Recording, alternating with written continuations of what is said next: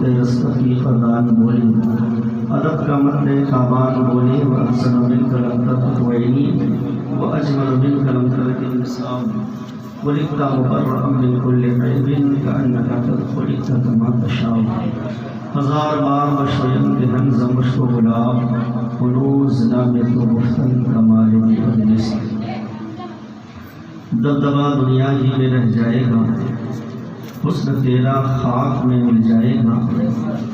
دبدبا دنیا ہی میں رہ جائے گا حسن تیرا خاک میں مل جائے گا اور جب فرشتہ موت کا آ جائے گا پھر تجھے کوئی بچا نہ پائے گا جاگنا ہے جاگ لے افلاک کے سایہ تلے حشر تک سونا پڑے گا خاک کے سایہ تلے عمر دراز مان کے لائے تھے 4 دن 2 آرزو میں کٹ گئے 2 انتظار میں ہر طرح سے سجایا اس گھر کو جس گھر میں ٹھہرنا ہے 2 دن اور جس گھر میں ہمیشہ رہنا ہے کیسا ہے وہ گھر معلوم نہیں حضرات آج جس اِسال ثواب کی محفل میں ہم اور آپ شرکت کی سعادت حاصل کیے ہوئے ہیں عالی جناب مرحوم و محفوظ شمشیر صاحب جو چند دنوں پہلے ہمارے اور آپ کے درمیان میں موجود تھے اللہ رب العزت کا حکم ہوا اور کل نفس ذائقۃ الموت کے تحت ان کی روح قدس عنصری سے پرواز کر گئی اور وہ ہم سب کے درمیان سے ہم سب نے انہیں قبرستان میں لے جا کر کے اور قبر کے حوالے کر دیا حضرات آج کی اس مختصر سے گفتگو میں آپ حضرات کے سامنے یہ بتانے کی کوشش کروں گا کہ انسان دنیا میں 2 طرح کے ہوتے ہیں ایک وہ ہوتا ہے جس نے اپنے زندگی کے ساتھ ساتھ اللہ اور اس کے رسول صاحب الاوراق جناب محمد رسول اللہ صلی اللہ تعالی علیہ وسلم کے فرمان پر اس نے عمل کیا نمازوں کی پابندی کی رمضان کے روزے رکھے صاحب نصاب ہے تو زکوٰۃ دیا صاحب استطاعت ہے تو حج کیا اور جو حقوق اللہ اور حقوق العباد ہیں انہیں وہ دنیا میں ادا کرتا رہا یعنی قرآن و سنت کے مطابق وہ زندگی گزارتا رہا ایک انسان تو وہ ہے اور ایک انسان ہمارے درمیان میں ایسے بھی ہوتے ہیں جنہیں نہ قرآن سے مطلب ہے نہ رمضان سے مطلب ہے نہ اللہ کے رسول کے فرمان سے مطلب ہے کسی چیز سے مطلب نہیں صرف دنیا دنیا دنیا دنیا میں آئے ہیں تو صرف کمانا ہے کھانا ہے سونا ہے 3 کام ہے کمانا ہے پیٹ بھر کے کھانا ہے پھر سو جانا ہے پھر صبح اٹھنا ہے پھر کمانے جانا ہے پھر کھانا ہے پھر سو جانا ہے یہ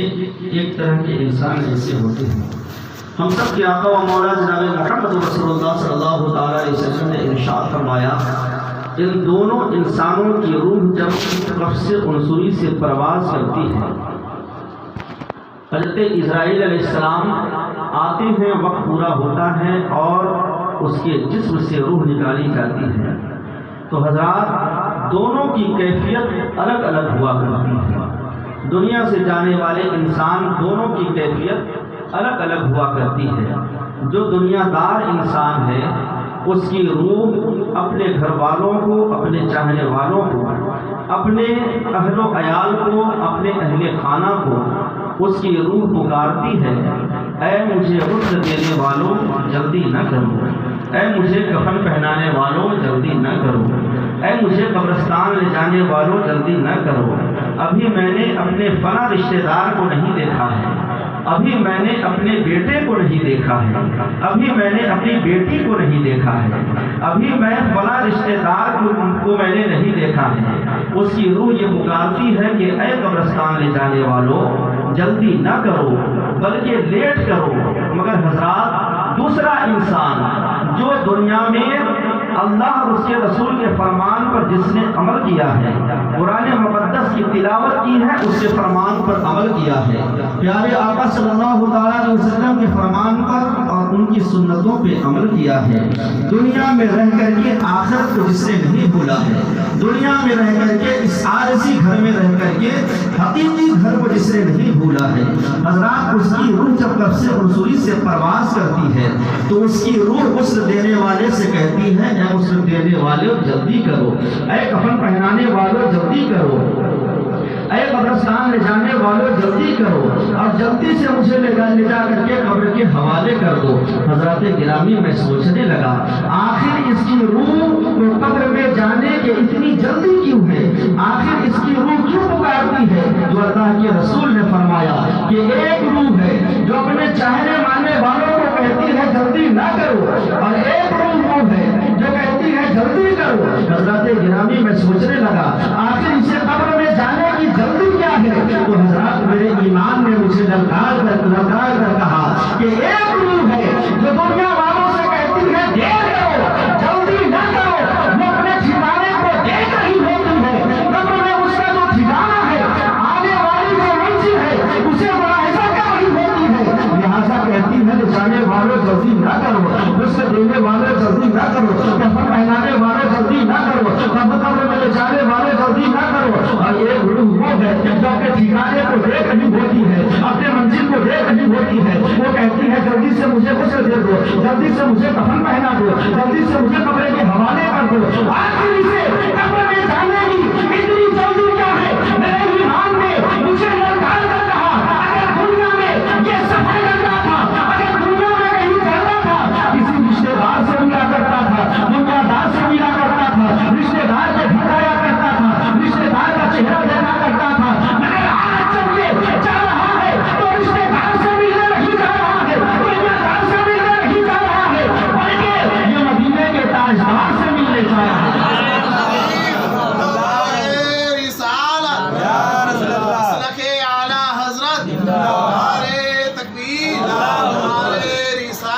آج یہ کسی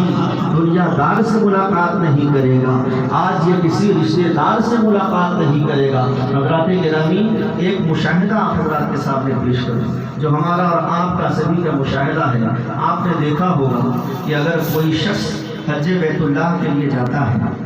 تو آپ کے ساتھ یہ ہوا ہوگا کہ آپ اسے چھوڑنے کے لیے جاتے ہیں، اس کے گلے میں پھولوں کی مالا پہناتے ہیں، اور کوئی اسے بس اسٹیشن تک لے جا کر کے چھوڑتا ہے، کوئی اسے لے جا کر کے ریلوے اسٹیشن تک چھوڑتا ہے، کوئی ہوائی اڈے تک لے جا کر کے اسے چھوڑتا ہے، گلے میں پھولوں کی مالا ہے، حاجی صاحب مسکراتے ہوئے چلے جاتے ہیں، ہوائی جہاز میں بیٹھتے ہیں اور جا کر کے وہ مکہ المکرمہ میں حاضری دیتے ہیں، وہاں سے پھر مدینہ المنورہ میں ان کی حاضری ہوتی ہے، پیارے آقا صلی اللہ تعالی علیہ وسلم کے روضہ مبارک کی وہ زیارت کیا کرتے ہیں۔ حضرات گرامی حجاج کرام کو آپ چھوڑنے جاتے ہیں، گلے میں پھولوں کی مالا اور لبوں پہ مسکراہٹ ہوتی ہے، مگر ہم نے یہ دیکھا ہے کہ وہی مومن مسلمان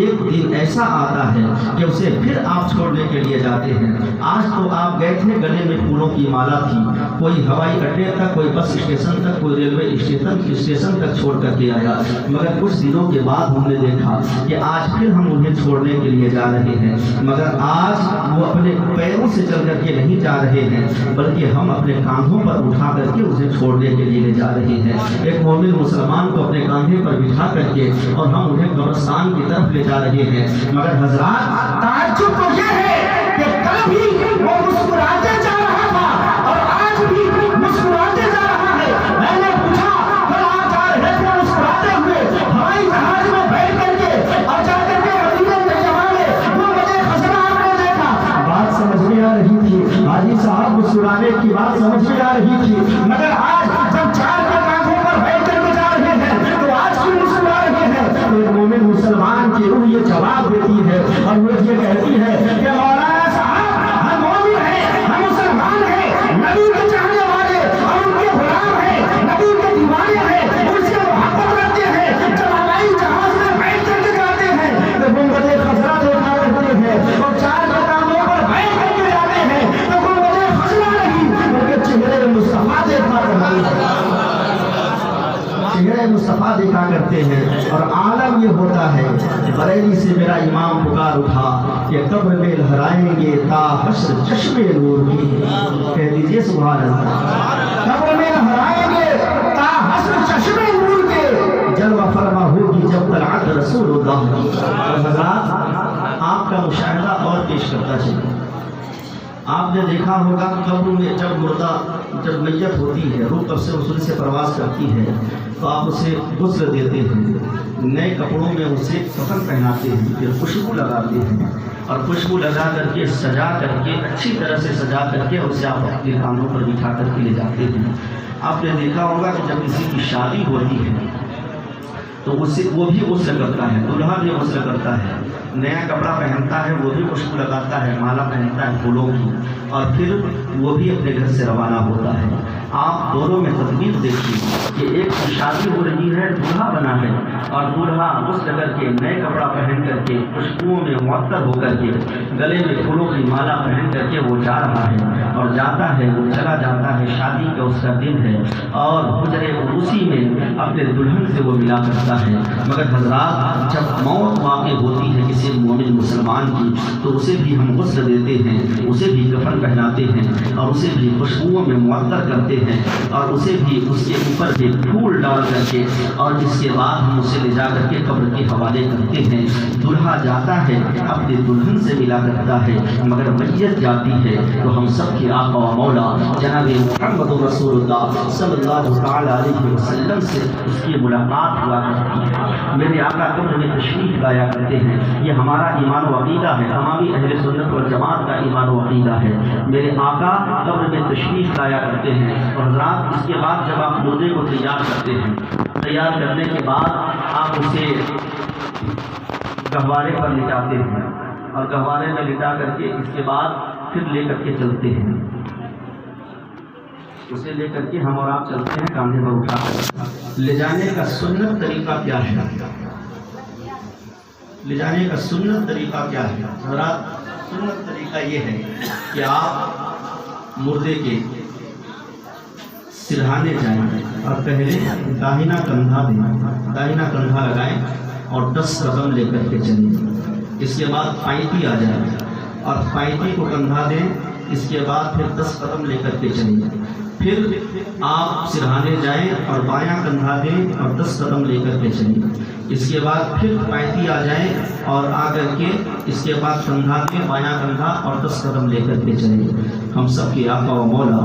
غیب کا پیغمبر جناب محمد رسول اللہ صلی اللہ تعالی علیہ وسلم ارشاد فرماتے ہیں کہ جب کوئی انسان مردے کو 40 قدم لے کر کے چلتا ہے تو اللہ رب العزت اس کے 40 گناہ کبیرہ